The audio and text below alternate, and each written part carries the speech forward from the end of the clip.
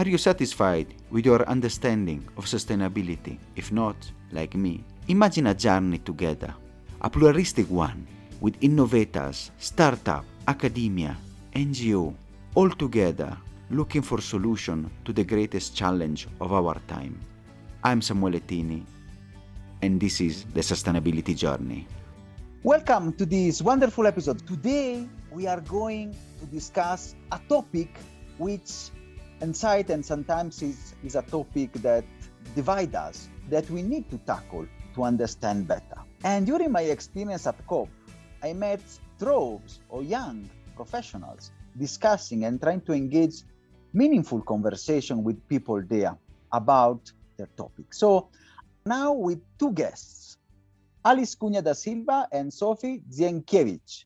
Oh, I hope I pronounced nicely. Oh, that's difficult, but thank you so much for being here.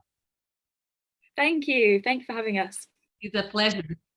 So thank you so much for being here and really to come to share. You are part of the Young Generation Network, part of the Nuclear Institute, and we will discuss the controversial topic of nuclear in this episode. Before that, you are young women, young people, women in STEM. So how you have raised your passion about sustainability and what is your journey? Maybe we can start with Sophie and then we jump to Alice. Fab, yeah. So my journey in sustainability and STEM has just started from an early age, really, I guess. Always been interested in science. But when it comes to nuclear specifically, it wasn't like I had a career path planned out for me. It was more, I went to university. I have a degree in chemistry, but even there we didn't particularly touch on nuclear so much, but it was more when I left and I was thinking about what career I might want to explore, and there was an opportunity to join a nuclear company, and so I thought that sounds like an interesting place to be. I don't really know too much about it, but I'm keen to learn more, and so I suppose I would describe myself as an environmentalist first. Yeah, that's how I got into sustainability. Thank you, Sophie. And now we jump to Alice, that is talking to us from Brazil. Yes, from Rio, where we are in summer right now. So for me, it started at an early age as well. My grandma worked with recycling. When we were kids, me and my brothers would help out, separate the material and all of that, the cans and the plastics and cardboards and so on that would go to different places for recycling. It was her work. For us, it was just natural to do this sort of thing because it was part of her day-to-day activities. And that when we were growing, that becomes something that we were more conscious of. But it was also, I got into nuclear out of curiosity, just similar to what Sophie said. I was doing a technical degree in computer science. I had to get a job on it. I ended up working in a nuclear company in their IT department, and it was not something that I was looking for, nuclear, but I had to visit the offices of my company that were close to the power plant. And I was just passing by the power plant every now and then, curious what the nuclear power plant was and what that did. And out of curiosity, when I was applying to university, I decided to find out, and I applied to nuclear engineering, and I fell in love in the very first weeks, and that's it. After that, I advocate nuclear. Wonderful. So you became a nuclear engineer just to see the plants and out of the curiosity and the discussions. It's really interesting. And I might say, you are one of the few in our stereotype. We can have nuclear engineer and we imagine an old man, and instead we have a lady from Rio. So it's really interesting, and we also discuss that and the way also we can foster more women in the positions and in the industry. But before that, also maybe some people from the audience will say, what is the Young Generation Network, the Nuclear Institute, what is about? Before digging deeper and into the topic and going to see the issues and the benefits, maybe Sophie, can you explain a bit which is the mission and the objectives? Yeah, that's right. So the Young Generation Network, or the YGN, is the volunteer arm, the young person volunteer arm of the Nuclear Institute. And the YGN operates across the world. So they're in different countries. The UK version, our kind of overarching aim is to really encourage and develop young people within the sector, just to basically ensure that their voice is heard and that we have an impact in shaping our future and the future of our sector going forwards. So in terms of how long we've been around, the YGN is, as I say, made up of a group of volunteers. There's around 1,200 members of us, so it is quite a large organisation for young people in the UK. And we've actually been around for over 20 years now. So there's a real sort of grassroots feel for the YGN. And in terms of how Alice and I met, we were actually involved in the COP26 delivery team, which was a series of volunteers that got together, and I think we're going to talk more about it later, but got together to really help focus the energies of the industry and of young people internationally to deliver something really positive at COP. And it was a great thing to be a part of. Thank you, Sophie. And I remember the discussion about within nuclear to get net zero and the discussion. And it was really interesting to see the different points. And that is where now we are going into the topic of the day. We can jump on our nuclear engineer. What is the problem that we are facing? When you are discussing within nuclear for net zero, why are you advocating? Which are the benefits? We are in a big climate crisis. That is something that is known and it's undebatable. And we need to find ways to decarbonize the energy sectors and other sectors as well. And right now, the world reliance on fossil fuels is great, and it is too much. The reliance on fossil fuels needs to transition to a clean energy portfolio. And when we are looking for the clean energy solutions, we cannot ignore the role of nuclear. Nuclear is a clean energy. It is dense, it is reliable, and looking for the net zero targets that the countries are putting into, you can see on IPCC reports, you can see on the International Energy Agency reports, all of them show that without nuclear, we are not going to get to those targets. So we were bringing in this discussion. It's not a matter of this instead of that. It's not a matter of let's use nuclear, not use renewables. It's a matter of leveraging all the low carbon footprint sources that we have in order for us to achieve the targets that we need to achieve and protect the planet.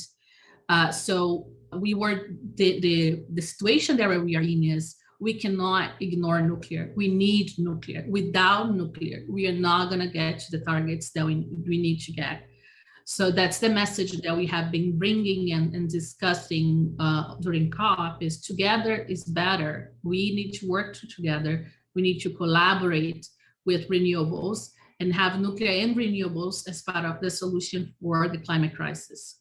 Thank you so much, Alice. I think that is important. And we have seen the benefits and the discussion. Sometimes there is a lot of misconception, as we can say, that we need renewable, nuclear is not good. And we'll also discuss about this. But now, what is the bigger picture about nuclear? And what are the different uses that we can have and where we can put at service of the people and of humanity and the different fields, especially looking at the current climate crisis? Yeah, so nuclear technology has very multiple applications besides energy production.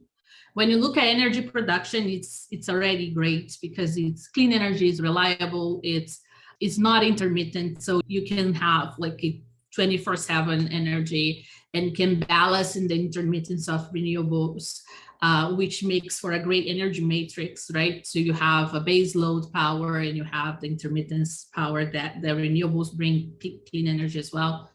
So the energy portion is great, but nuclear can also be used for multiple other applications, from hydrogen production, which is the fuel of the future.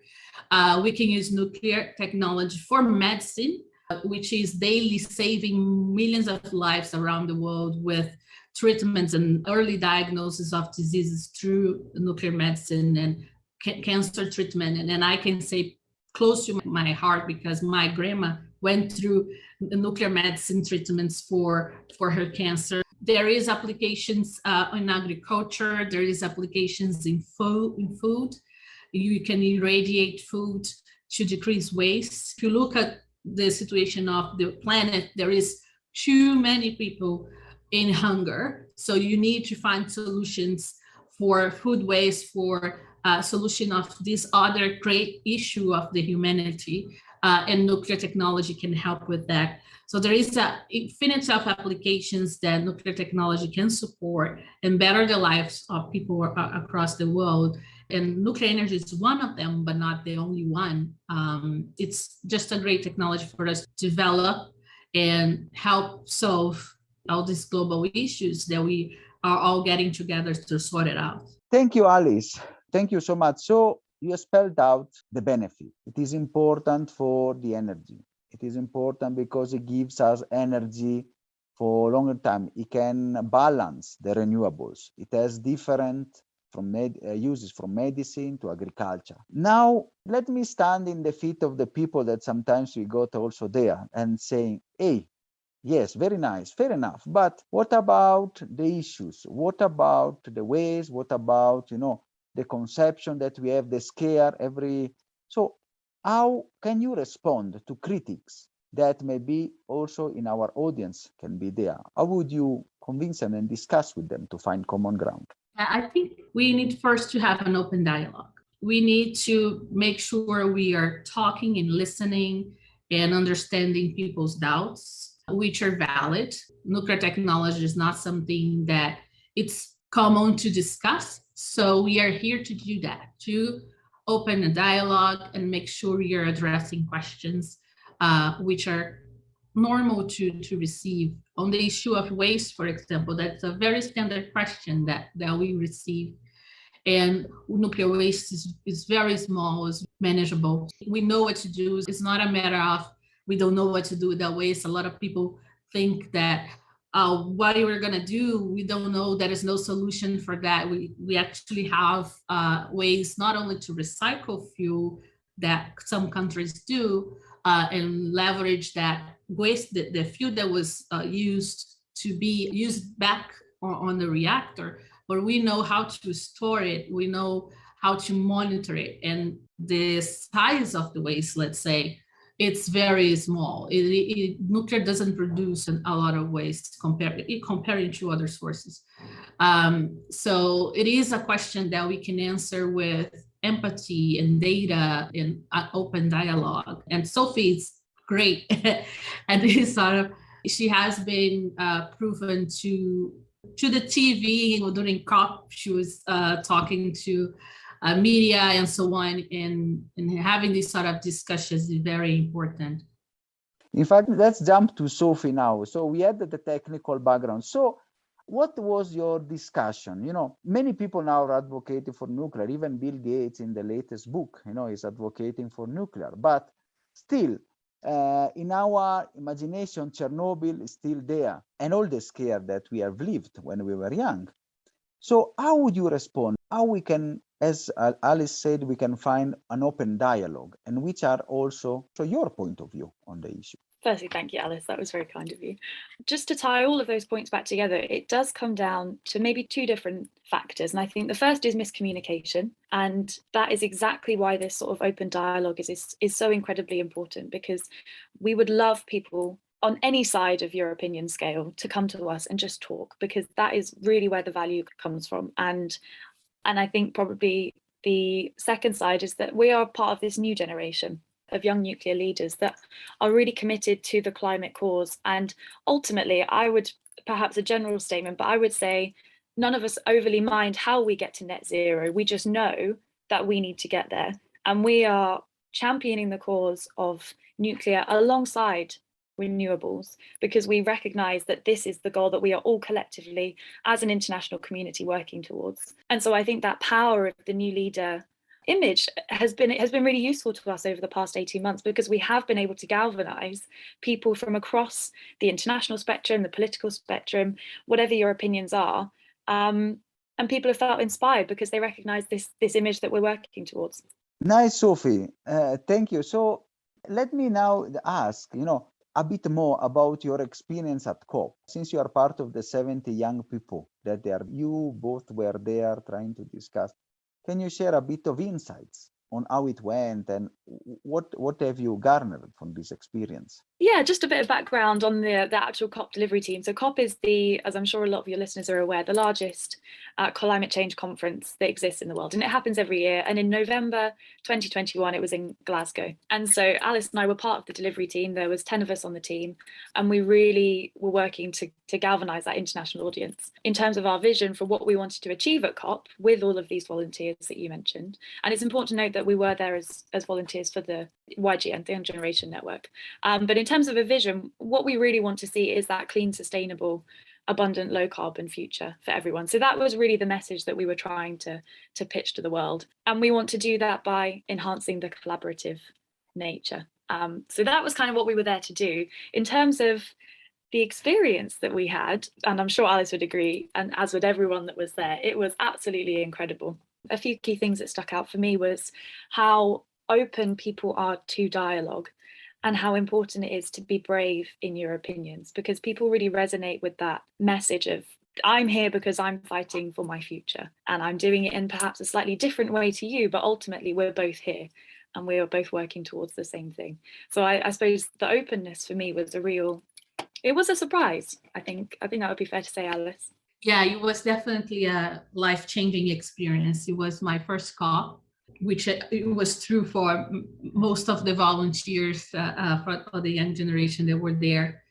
And it was inspiring to see in the middle of a pandemic, so many young people over there, not only from our group, but from across the world in different groups, raising their voices and make sure they were being heard, because we need to take charge of our future. So that was very inspiring.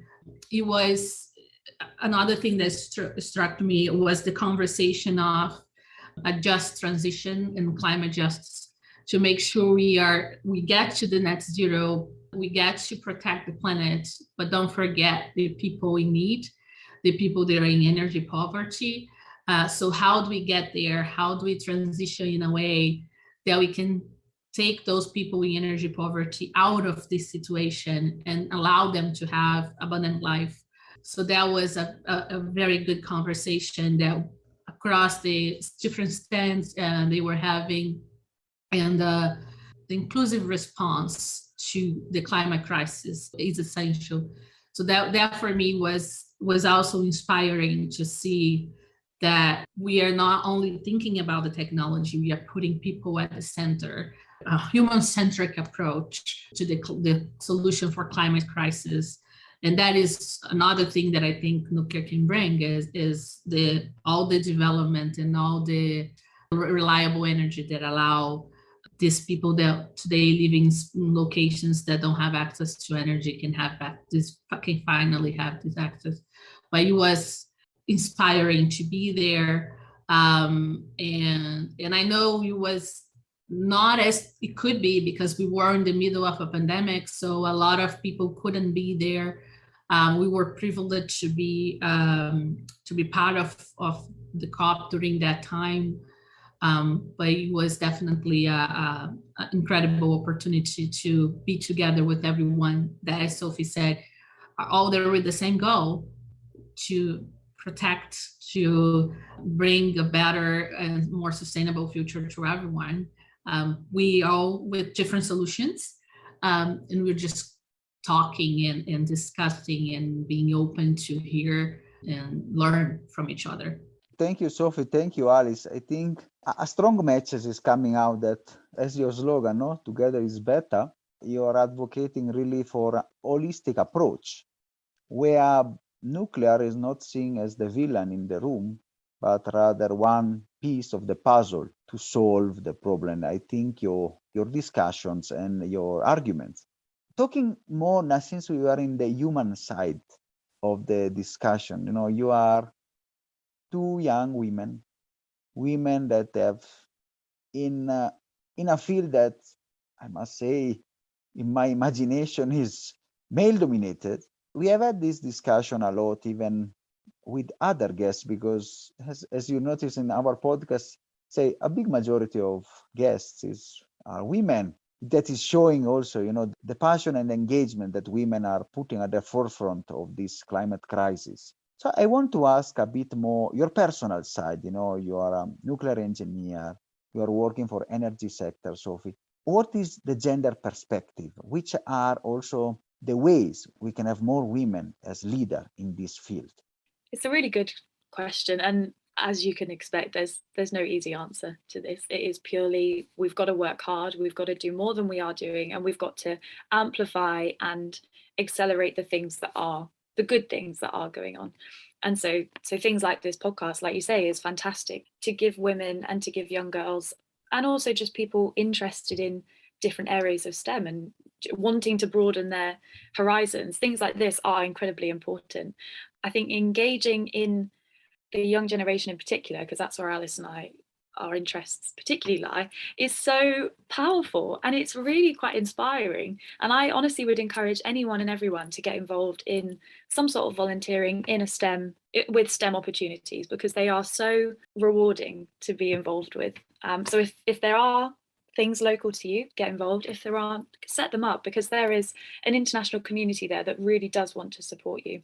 So I think that kind of is how we encourage people that perhaps are already involved in the sector to get involved further. But you're right, in terms of as a young woman, as a young girl, were there role models that I was particularly looking up to? Maybe there were, but I wasn't aware of them. And I think that's probably the biggest issue that we need to tackle. And we need to make sure that when we are celebrating successes, we're doing it on a platform that is equal for everyone. Alice mentioned energy inequality and access to energy inequality previously. I think access to opportunities across the board is something that we need to really, really reflect on. If you're in a slightly more privileged circumstance, it might be an obvious thing to get involved in volunteering. But if you're coming from somewhere where that's not possible, how do we then go about making that the norm? I guess I would say opening your eyes a little bit wider and exploring those opportunities, but also when you are in a position, empowering others around you to actually take a stand and be those role models for people. Thank you, Sophie. Alice. In Brazil, we have a saying that I don't know how to translate that in English, but I'll try. That it's like, no one releases the hand of no one. So it's like we are all holding hands and no one will let go. It's a saying like we are gonna get there together. And I think this path of gender equality or diversity, not only gender, but diversity as a whole, it is something that is also, as we're talking about nuclear and renewables, it is also a matter of collaboration. We know that not only for a just approach, but if you look at the climate crisis that we are addressing now, women and children as the global community, if you try to separate, women and children are the more affected for the consequences of the climate crisis. So how do you come across solving something without including them, without including the group that is more affected? It is everyone, not only women, but everyone working towards a more inclusive and just environment. And you can see the big differences from different countries. If you look at the situation in Brazil for women in energy, women in nuclear, it's very different from the situation of UK, that is different from the situation from US, that is different from Kenya, from other countries. So it is internally having policies that will try to overcome those lack of opportunities that this portion of the population lived into due to the culture of the society for many, many years. So how do we implement policies and public policies that we allow those women to have access to those other opportunities, like Sophie mentioned, having examples as well, because as a kid, I initially didn't imagine being an engineer because I didn't know a woman engineer. So it's common that if you don't see the possibility, you are not going to try it. So we need those trailblazers. We need those people that got there and to give them visibility, to be examples to the future generations. So people can see themselves in those positions, and women can see themselves in position of power and have those policies and so on. And we need to support each other. We need to not let go of anybody's hands. We need to all go together, men, women, and try to have a shift in culture, understanding that we are all capable and we all deserve the same opportunities.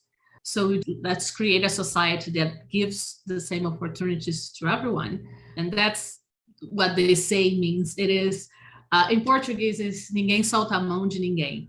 Is let's not release the hands of no one, we go together. And I think that is the approach to getting to a more inclusive cultural society. Thank you so much, Alice. This is also a very powerful message that we can have for the audience. We are approaching now the end. One last message that you want to, for the people, from your experience, and people also that want to know more and also discuss and understand more about your work and about this. This is one of the solutions that is on the table and on the debate. I suppose if people would love to find out a bit more, the best way to get involved is via the campaign that we set up. So this is NetZero Needs Nuclear, and you can find that at netzeroneedsnuclear.com. And that's basically just a whole site full of resources, easy ways to contact us, get involved, start the conversation, and we would love to hear from anyone. So in terms of how to get involved, that's the best way to do it. We're also on Twitter at the YGN and other places like that. And I suppose that feeds into my final message, which is that I personally think apathy when it comes to the climate crisis, so doing nothing, is incredibly dangerous, and we cannot afford to do that as a person, as a country, as the UK, as an international community. And I think that's what this past 18 months has really taught me, that apathy is incredibly dangerous. We would much rather have open hostility to our ideas, because at least that is someone engaging with us and someone who is prepared to work towards achieving net zero, preferably, but much before 2050. That would be my parting message. Please do not sit back and wait for it to happen, because we cannot afford for that to be the case. Thank you, Sophie. Thank you so much. Alice. Yeah, so building on what Sophie just said, that apathy is not a solution, and I just love saying, so I'm going to say another one. If you're not choosing a side, you already chose one. So if you're not doing anything, you are already choosing a side. And you don't need to be everything or do everything, but everyone has a part to play on solving these big issues that we have. Even small things that you can do in your community can ripple to bigger things. And our group was a proof of that, how 9 young people from across the globe got together through Zoom and were able to have such a big impact during COP, which is this huge event. So the power of young people, it is incredible. And the small actions that you can have on the day-to-day can have a big ripple effect and can make a change in the world. So don't undermine yourself. Do what you can and get involved. And regarding to nuclear, as Sophie said, make questions, look for us. If you have questions, if you don't understand something, research and have a dialogue and talk to people. It is important for us to be informed and have the correct information. So conversations are life-changing. I had conversations with people during COP and outside of COP that just completely shift my perspective about a bunch of things. So look for those sort of conversations where you can share your experience, your perspective, raise questions, but also hear from others and learn from others. And about nuclear, please look for us, look for the website, learn ways to get involved, look for information and raise questions. We are more than happy to answer them. Thank you, Alice, and thank you, Sophie, for this wonderful episode. I'm really grateful for your time, for your passion, and also for your dedication to the cause that you are having. And I really like, even though it might be a controversial issue and there are maybe dissenting opinion, I like your message that even if you don't agree with us, get engaged, discuss, and do something, which at the end of the day, that is how we can make a difference. Apathy is not a choice. It's the path to disasters. I'm really grateful for that. I really want to thank you so much, Alice and Sophie, and we hope to see you maybe again for your next experience and what have you achieved. Thank you so much. It's been a real pleasure. Thank you very much. And congrats on your work. Thank you so much, Alice. I appreciate. Are you satisfied after this wonderful episode? Let's continue together our sustainability journey.